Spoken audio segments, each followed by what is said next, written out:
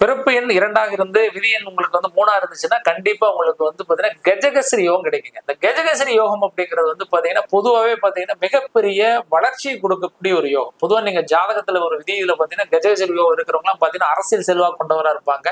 மிகப்பெரிய ஆளுமை கொண்டவரா இருப்பாங்க. எதுலயுமே நான் இதான்ப்பா அப்படின்னு நான் ஜெயிச்சுதான் வரணும் அப்படின்னு ஒரு விடாப்புடியா இருக்கக்கூடியவங்க தான் அந்த கஜகேசரி யோகம் இருக்கிறவங்களா இருப்பாங்க.